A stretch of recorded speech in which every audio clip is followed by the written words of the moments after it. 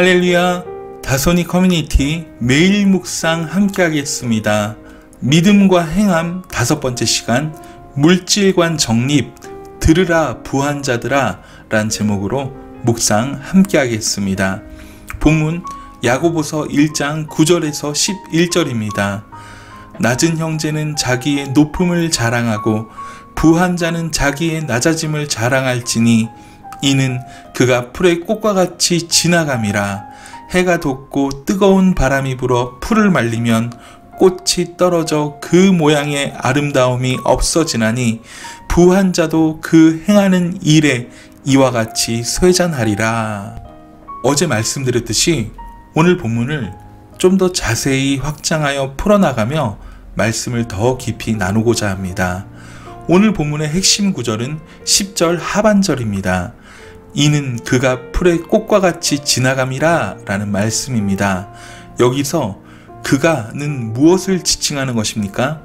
부한 자는 이라고 시작된 문장을 보면 여기서 말하고 있는 그가 바로 돈 혹은 물질의 문제라는 것을 우린 알 수 있습니다. 즉, 이 물질이라는 것, 돈이라는 것은 11절의 말씀과 같이 해가 돋고 뜨거운 바람이 불어 풀을 말리면 꽃이 떨어져 그 모양의 아름다움이 없어짐과 같다는 것입니다. 부한 자도 그 행하는 일들이 마치 이 떨어지는 꽃과 같이 쇠잔할 것이다 라는 것입니다. 11절 말씀은 이스라엘의 지역적인 배경 속에서 나온 말씀입니다. 이스라엘의 지역의 남쪽은 사막지방입니다. 이 사막지방으로부터 이스라엘에는 1년에 2차례씩 열풍이 불어옵니다. 이 열풍은 아주 강력해서 모든 풀과 꽃을 다 말려버린다고 합니다. 11절에서 중요하게 보아야 하는 말씀은 그 행하는 일에 라는 말씀입니다. 11절은 부자의 부, 그 자체에 대해서 멸망을 선언하고 있는 것이 아닙니다. 그 행하는 일에 대해서 멸망을 선언하고 있을 뿐입니다. 그 행하는 일에 라는 말씀은 그의 생활 방식 중에 라는 뜻입니다. 어떤 생활 방식입니까? 본문에서는 그 흔적을 찾긴 쉽지 않습니다. 그러나 문맥을 보면 그 행한 일이라는 것이 절대 긍정적인 의미는 아닌 것처럼 보입니다. 그렇다면 여기서 질문을 해보겠습니다. 여기서 말하는 부한 자는 누구일까요? 일단 이 편지의 수신자는 흩어져 있는 12지파 사람들입니다. 즉 그리스도인들입니다. 그런데 그 그리스도인들 가운데 돈을 가지고 올바른 믿음으로 살지 않는 사람들을 말한다는 것입니다. 즉 고린도전서에 등장하는 육신에 속한 그리스도인들로 볼 수 있다는 것입니다. 이런 해석의 뒷받침이 되는 것은 야고보서 5장입니다. 5장에 등장하는 경고, 들으라 부한 자들아. 이 말은 오늘 본문의 부한 자들과 동일한 사람들입니다. 더구나 야고보서의 앞부분과 마지막 부분에 부한 자들에 대한 이야기가 나오는 것을 우린 주목해서 볼 필요가 있습니다. 자, 그렇다면 이 부한 자들이 어떻게 살았는지 한번 제가 읽어보겠습니다. 너희 재물은 썩었고 너희 옷은 좀 먹었으며 너희 금과 은은 녹이 쓸었으니 이 녹이 너희에게 증거가 되며 불같이 너희 살을 먹으리라. 너희가 말세에 재물을 쌓았도다. 보라, 너희 밭에서 추수한 품꾼에게 주지 아니한 삭시 소리 지르며 그 추수한 자의 우는 소리가 만군의 주의 귀에 들렸느니라. 너희가 땅에서 사치하고 방종하여 사륙의 날에 너희 마음을 살찌게 하였도다. 너희는 의인을 정죄하고 죽였으나 그는 너희에게 대항하지 아니하였느니라 말씀합니다. 우리는 이를 통하여 오늘 본문에 등장하는 부한 자들이 어떻게 삶을 살았는가에 대해 힌트를 얻을 수 있습니다. 심지어 2장에 보면 회당에 금가락지를 끼고 아름다운 옷을 입은 사람이 들어오고 또 남루한 옷을 입은 가난한 사람이 들어올 때에 아름다운 옷을 입은 사람에게는 여기 좋은 자리에 앉으소서 하고 또 가난한 자에게 말할 때는 너는 거기 서 있든지 내 발등상 아래 앉으라 라고 했다는 것입니다. 이러한 세상에서나 일어나야 할 문제들이 지금 그리스도인들에게 일어나고 있다라는 것입니다. 자, 그런데 앞에는 낮은 형제라고 말하고 뒤에는 부한 자라고 말하므로 의도적인 구분을 두고 있음을 주의해서 봐야 합니다. 이 부한 사람들은 형제라고 말하기가 어려울 정도였기 때문입니다. 그래서 낮은 형제와 대조되는 부한 자라는 표현을 쓰고 있는 것입니다.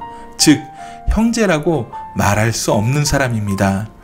우리 주님은 돈을 겨냥하여 말씀하시며 재물과 하나님을 겸하여 섬길 수 없다라고 분명하게 말씀합니다. 예수님은 흥미로운 비유로 이 재물에 대해 어떻게 해야 할지 말씀을 하시는데요. 잠깐 소개하면 불의의 재물로 우리 주님은 친구를 사귀라 라고 말씀하십니다. 불의한 재물로 친구를 사귀라, 좀 아이러니컬하지만 한 불의한 청지기의 비유를 여러분 아실 것입니다. 이 한 불의한 청지기가 가난한 사람들의 빚을 탕감해주고 칭찬을 받는데요. 그 이유가 있습니다. 그 이유는 그가 그 재물을 가지고 주인을 영광스럽게 했기 때문입니다. 자, 그런데 정말 안타깝게도 오늘 본문의 이 부한 자들은 열심히 자신의 창고에 재물을 쌓았습니다. 재물을 가지고 하나님께 영광을 돌리는 그 일에 사용했어야 하는데 돈으로 권력을 삼고 횡포를 부리고 사치하고 방종하는데 그 재물을 사용했던 것입니다. 우리는 여기서 문제의 핵심을 보아야 합니다. 문제의 핵심이란 바로 그들의 쌓아놓은 재물이라는 것, 돈, 그 자체는 절대 영원하지 않다라는 것입니다. 그 재물이 영원하지 않다는 그 생각 자체를 하지 못하고 살았다는 것입니다. 물질관의 부분에서 믿음의 원리를 세우지 못했다는 것입니다.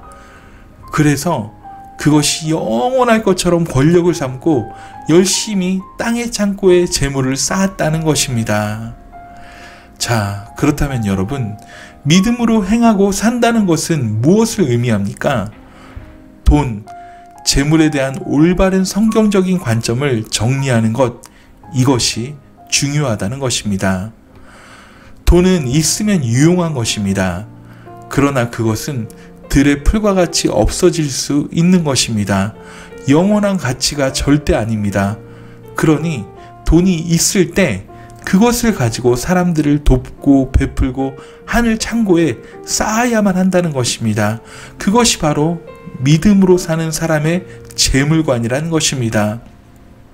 여러분, 돈 때문에 절대 기죽지 마십시오. 돈 때문에 교만해지지도 마십시오. 그것은 그저 잠시 관리하라고 주신 것에 불과합니다. 들의 풀처럼 언제든지 말라질 수 있는 것입니다. 그것이 내 신분의 표지도 아니고 그것이 내 잘남의 근거도 될 수 없습니다. 많이 가진 자에게 우리 하나님은 반드시 많이 찾을 것이기 때문입니다. 돈에 대한 올바른 생각을 정리하는 것은 너무나도 중요한 사실입니다. 우리가 오늘 반드시 생각하고 적용해야 할 것은 이 돈이란 것, 이 재물이란 것은 나누고 섬길 때 가장 빛난다는 것입니다. 여러분, 11조를 꼭 하나님 앞에 드리십시오. 힘이 닿는다면 10의 2조, 10의 3조 계속해서 올려서 한번 우리 하나님께 드려보십시오. 하나님께서 어떻게 일하시는지, 또한 많이 선교하십시오. 전도자에게 후원하는 것을 아끼지 마십시오. 주변의 어려운 이웃에게 끊임없이 베푸고 나누십시오. 하나님은 그런 사람에게 더 많은 물질을 맡기십니다. 온 우주와 만물이 다 하나님 것입니다. 마찬가지로 여러분의 물질도 하나님께 속해 있습니다. 재물, 얻을과 능력과 힘을 주시는 분, 우리에게 축복을 허락하시는 분, 그분도 바로 하나님이십니다.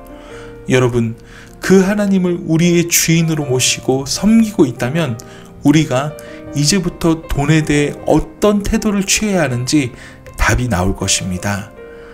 야고보서에 등장하는 부한자들은 육신에 속한 그리스도인들이었습니다. 그러나 우리는 육신에 속한 자들이 아닙니다. 영원한 하나님 나라에 속한 자들입니다. 이 땅의 인생은 잠깐이지만 하나님 나라는 영원합니다. 여러분의 물질을 하늘에 쌓아두십시오.